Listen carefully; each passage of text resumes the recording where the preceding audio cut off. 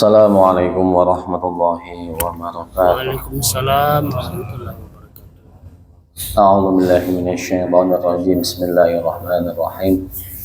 Alhamdulillah haqqa hamdih. Wassalatu wassalamu ala khairi khalqih Muhammadir rasulih wa 'abdih wa ala alihi wa sahbihi min ba'dih.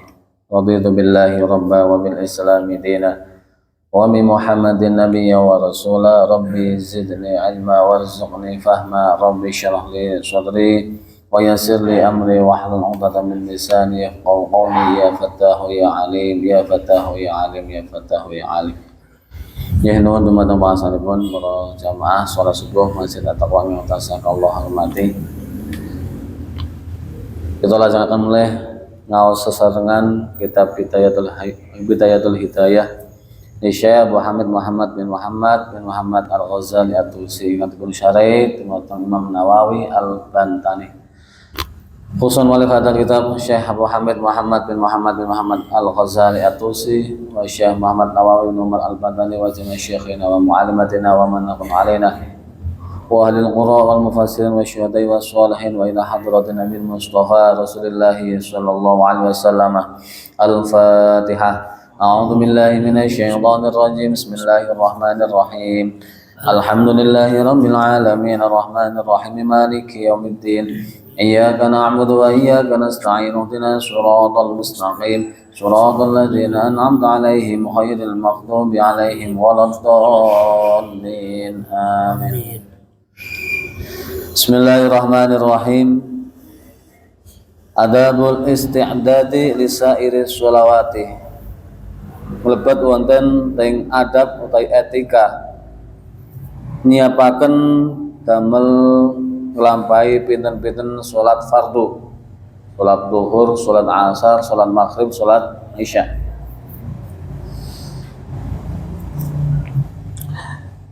Wa yanbaghi an tasta'idda li sholati dhuhri qabla zawalin. Wa kemudian Imam Al-Ghazali mengawali terkait dengan persiapan sholat zuhur.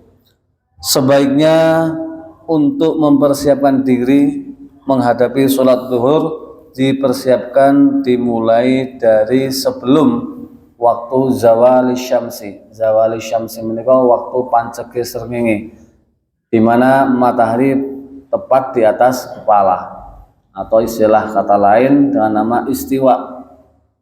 Sebelum waktu istiwa, umpami sak menika wekdal zuhuripun mlebet jam 12 kirang sedasa, maka waktu istiwanipun antawisipun setengah 12. Lah saderengipun wekdal setengah 12 sampun nyiapaken damel kagem persiapan nglampahi salat zuhur.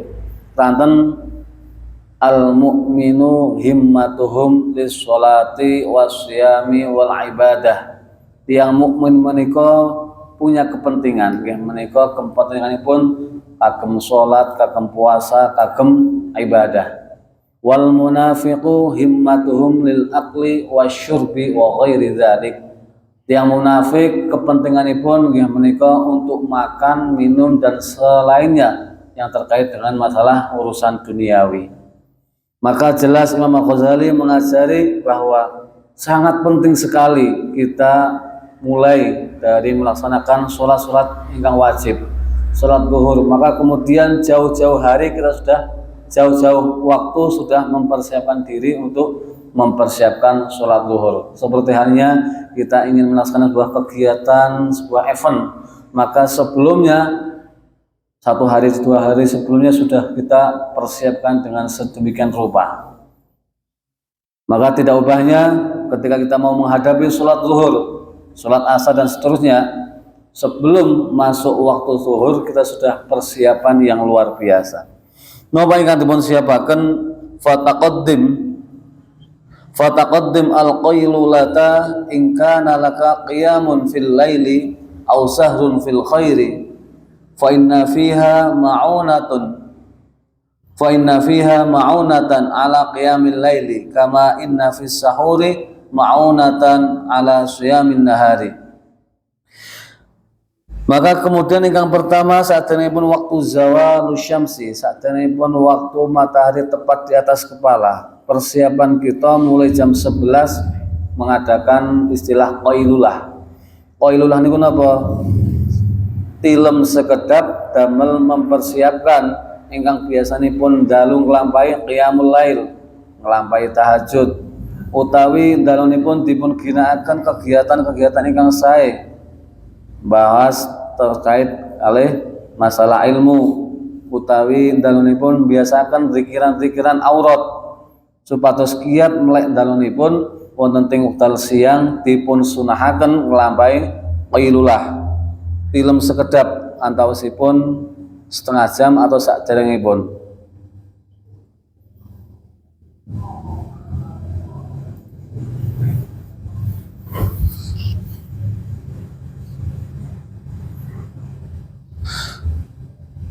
Lajeng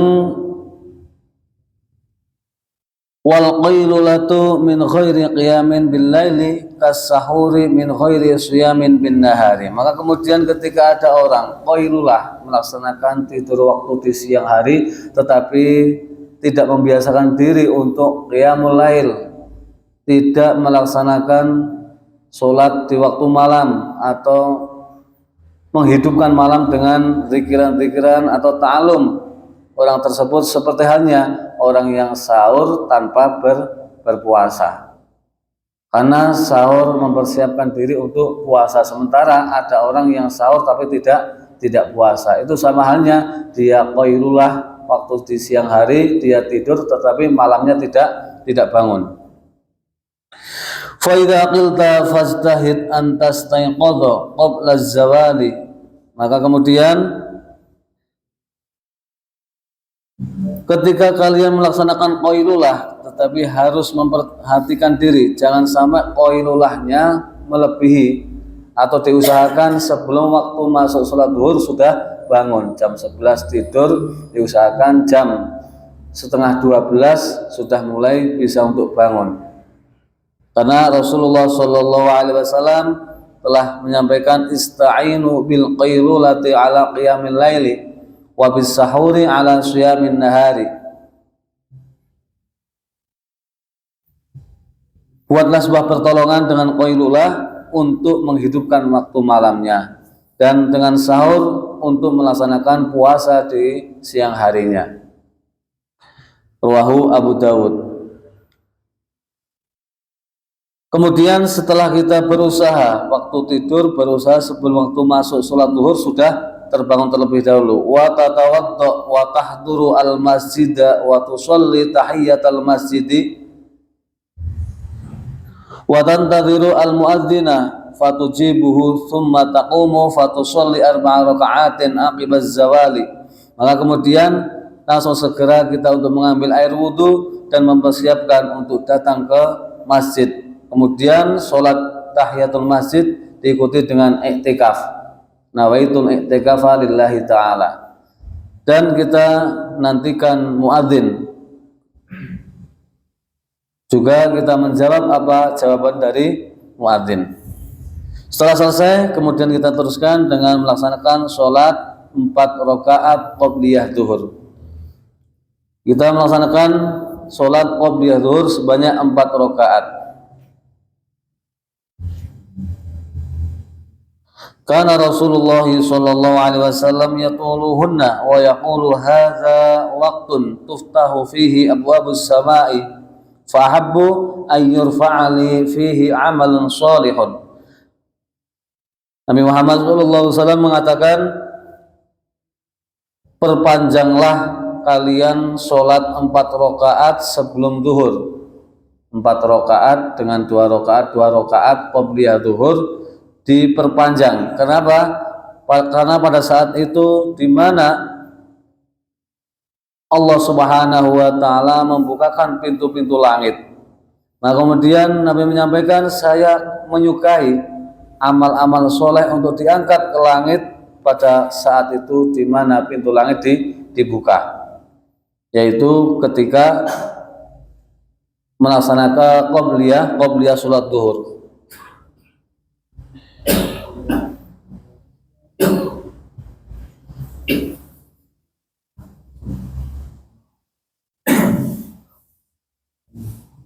Wa hadhil arba'u qabla dhuhri sunnatun muakkadatun, bahwa sholat 4 rakaat qabliyah zuhur termasuk sholat rawatib yang sunnah muakkad, sunnah yang sangat sunnah. Kemudian para ulama memberikan sebuah komentar bahwa sholat sunnah yang paling utama yaitu sholat di mana sholat itu mengiring-iringi sholat fardu, karena sholat yang menempel kepada sholat yang fardu termasuk sholat sunnah yang lebih utama dibandingkan dengan sholat sunnah yang lain. Seandainya membandingkan apa lebih utama antara sholat qobliyah zuhur dengan sholat duha, maka dijawab lebih utama qobliyah zuhur. Dengan sholat tahajud lebih utama qobliyah asar, qobliyah subuh, ba'diyah maghrib, kemudian sholat witir. Bahkan kalau disampaikan antara sholat tarawih dengan witir lebih utama mana? Lebih utama witir, tetapi jumlahnya ternyata lebih sedikit witir daripada yang tarawih. Fafil khabari anna man shallahunna fa ahsana ruku'ahunna wa sujudahunna shalla ma'hu sab'una alafi malakin yastaghfiruna lahu ilal laili. Nabi Muhammad SAW menyampaikan bahwa barang siapa yang sholat qobliyah zuhur 4 rakaat dengan memperbaiki sholatnya, menelaah sholatnya, rukun syaratnya dan seterusnya, memperbaiki rukuknya, memperbaiki sujudnya, maka saat itu bersamaan dia sholat 4 rakaat ada 70.000 malaikat yang sholat, di mana 70 malaikat itu memintakan ampun kepada Allah Subhanahu wa taala sampai waktu malam. Ini bagi orang yang melaksanakan sholat qobliyah zuhur 4 rakaat dengan memperbaiki sholatnya. Nah, setelah 4 rakaat dilaksanakan qobliyah zuhur, maka kemudian menantikan imam untuk berjamaah bersama-sama, di mana dalam penantian seperti waktu sebelumnya telah disampaikan, digunakan untuk membaca aurat, membaca zikiran, membaca Al-Quran dan seterusnya yang terkait ibadah pada Allah Subhanahu wa taala. Karena antara waktu azan dengan iqamat ada waktu yang ijabah Allah Subhanahu wa taala. Tsumma sholli al-fardhu ma'al imami. Tsumma sholli ba'da al-fardhi rak'ataini fa huma min ar-rawatibi ats-tsabitati. Kemudian melaksanakan sholat fardu, sholat zuhur berjamaah dengan imam, dan dilanjutkan dengan sholat ba'diyah zuhur. Artinya sebelum melaksanakan ba'diyah zuhur, kita laksanakan aurat wiridan-wiridan yang telah disampaikan di sebelumnya, yaitu wiridan dilakukan setelah sholat. Dilanjutkan dengan melaksanakan ba'diyah zuhur 2 rakaat setelah sholat zuhur, yaitu termasuk sholat sunnah rawatib.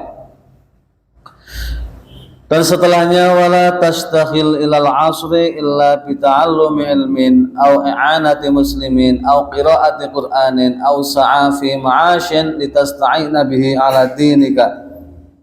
Maka setelahnya kita mempersiapkan untuk menanti di waktu sholat asar. Akan tapi antara penantian waktu zuhur sampai waktu asar tentunya masih banyak waktu, sehingga banyak hal yang harus digunakan untuk kita. Bagaimana untuk menggunakan waktu-waktu itu?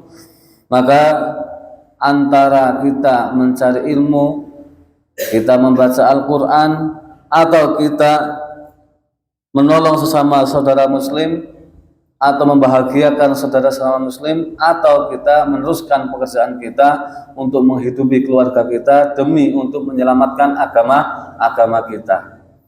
Kita mencari nafkah mulai pagi sampai sore dengan catatan apa yang kita dapatkan adalah untuk mengupayakan menyelamatkan agama kita, selamat dari dunia sampai di akhirat kelak. Apa yang kita cari semata-mata sebagai bekal menuju akhirat. Tsumma sholli 4 raka'atin qabla al-'ashri fa hiya sunnatun muakkadatun. Lah, kemudian ketika menjelang sholat asar kita juga sudah mempersiapkan diri. Sebelum waktu masuk asar kita sudah berwudu, bergegas ke masjid dan seterusnya, menunggu azan, menjawab azan, dan setelahnya tahiyatul masjid, niat iktikaf, kemudian kita melaksanakan 4 rakaat qobliyah asar, yaitu sholat sunnah rawatib. Karena 4 rakaat sebelum asar termasuk sholat sunnah muakkad. Faqad qala Rasulullah sallallahu alaihi wasallam, rahimallahu imra'an shalla arba'an qabla al-'asri, bahwa Allah Subhanahu wa taala memberikan rahmat kepada seseorang yang sholat 4 rakaat sebelum sholat asar. Fastahid ayyana laka tu'a'u, maka kemudian bersungguh-sungguhlah untuk mengikuti Nabi Muhammad sallallahu alaihi wasallam. Lantas kemudian wala tastakhil ba'dal 'asri illa bimithli ma sabaqa qablahu, maka setelah melaksanakan sholat asar berjamaah dengan imam, waktu setelah sholat asar memang termasuk waktu karohah, termasuk waktu istiwa. Ada yang mengatakan waktu tahrim, waktu haram atau waktu makruh, minimal waktu makruh. Bahkan ada ulama mengatakan waktu haram. Waktu haram untuk apa? Untuk melaksanakan sholat sunnah yang tidak ada sebabnya, melaksanakan sholat istikharah setelah sholat asar, termasuk sholat yang diharamkan. Sholat sunnah hajat dilaksanakan ketika waktu istiwa, matahari tepat di atas kepala selain hari Jumat, maka juga termasuk diharamkan atau minimal makruh, dan seterusnya, kecuali sholat jenazah, sholat gerhana matahari, gerhana rembulan, dan seterusnya. Maka kemudian wala yambaghi an takuna awqatuka muhmalatan, ketika ada waktu-waktu kosong yang biasanya manusia setelah waktu sholat asar lebih cenderung kepada istirahat setelah melaksanakan pekerjaannya di siang hari, maka sangat enak sekali untuk istirahat. Tetapi Imam Al-Ghazali memberikan pengingat, jangan sampai kita meluangkan waktu sehingga kita lupa dengan Allah Subhanahu wa taala. Gunakan waktu kita, jangan sampai hilang sejengkal pun kita untuk tidak ingat kepada Allah Subhanahu wa taala. Harus terus ingat, waktu demi waktu kita gunakan yang bermanfaat. Minimal kita membaca tasbih subhanallah subhanallah, alhamdulillah alhamdulillah, dan seterusnya, sehingga waktu yang ada pada kita adalah waktu ibadah pada Allah Subhanahu wa taala, bukan waktu yang telah disia-siakan oleh kita. Imam Al-Ghazali mengatakan muhmalatan, waktu yang pengangguran, tidak menggunakan waktu untuk santai-santai tanpa ada istilah zikir kepada Allah Subhanahu wa taala. Sehingga ulama pun mengatakan, sekalipun kita ingin nikmati pandangan, ketika kita ingin tamasya, piknik dengan niatan tafakur bin nikmat, tahaddus bin nikmat, memikirkan nikmat-nikmat Allah Subhanahu wa taala, kita bahagia bersyukur atas nikmat Allah Subhanahu wa ta'ala. Sama-sama piknik tetapi punya nilai yang berbeda. Ketika kita niatan tahaddus bin nikmat, kita niatan tafakur bin nikmat, kita berpikir tentang ciptaan Allah Subhanahu wa ta'ala, sehingga kita bisa mensyukuri atas nikmat Allah Subhanahu wa ta'ala dengan melihat keadaan-keadaan yang tertentu. Ma'asyiral muslimin rahimakumullah, kita lanjutkan di hari esok. Mudah-mudahan kita diberikan panjang umur yang barokah, diberikan kesehatan zahiran wa batinan, diberikan keberkahan mulai dari rezeki kita, keturunan kita, seluruhnya mulai dari dunia hingga akhirat kelak. Allahumma amin. A'udzu billahi minasyaitonir rajim. Bismillahirrahmanirrahim. Alhamdulillahi rabbil alamin. حمدا شاكرا حمدا ناعما حمدا يوافي نعمه ويكافئ مزيدا. يا ربنا لك الحمد كما ينبغي لجلال وجهك الكريم وعظيم سلطانك. اللهم صل وسلم وبارك على سيدنا محمد صلاة تنجينا بها من جميع الأهوال والآفات وتقضي لنا بها جميع الحاجات وتطهرنا بها من جميع السيئات وترفعنا بها عندك على الدرجات وتبلغنا بها أقصى الغايات من جميع الخيرات في الحياة وبعد الممات. اللهم تقبل صلاتنا وصيامنا وركوعنا وسجودنا وتضرعنا وتخشعنا يا الله. اللهم أعنا على ذكرك وشكرك وحسن عبادتك. اللهم إنا ظلمنا أنفسنا ظلما كثيرا كبيرا ولا يغفر الذنوب إلا أنت فاغفر لنا مغفرة من عندك وارحمنا إنك أنت الغفور الرحيم. اللهم إنا نسألك علما نافعا كثيرا وعملا متقبلا ورزقا واسعا وإلى الخير قربنا وعن الشر باعدنا يا الله. اللهم إنا نعوذ بك من علم لا ينفع وقلب لا يخشى وعمل لا يرفع ودعاء لا يسمع. اللهم اغفر لنا ذنوبنا وذنوب آبائنا وأمهاتنا وأجدادنا وجداتنا ومشايخنا ومعلماتنا ومنا وذريتهم إنك على كل شيء قدير وبالإجابة جدير. اللهم اجعلنا وأولادنا وذرياتنا وأهلنا من أهل العلم والخير وأهل الاستقامة وأهل القرآن ولا تجعلنا وإياهم من أهل الجهل والشر. ربنا هب لنا من أزواجنا وذريتنا قرة أعين واجعلنا للمتقين إماما. رب اجعلني مقيم الصلاة ومن ذريتي ربنا وتقبل دعاء. ربنا آتنا في الدنيا حسنة وفي الآخرة حسنة وقنا عذاب النار. وصلى الله على سيدنا محمد النبي الأمي وعلى آله وصحبه وبارك وسلم بفضل سبحان ربك رب العزة عما يصفون وسلام على المرسلين والحمد لله رب العالمين. بسر أسرار الفاتحة. صراط الذين أنعمت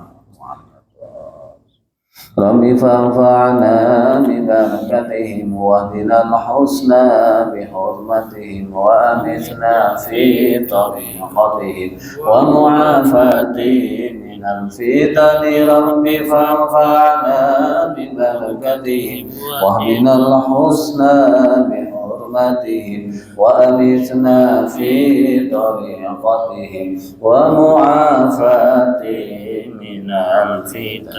والله أعلم بالصواب والله المستعان إلى طريق الجنان والله الموافق إلى أقوم الطريق. السلام عليكم ورحمة الله وبركاته.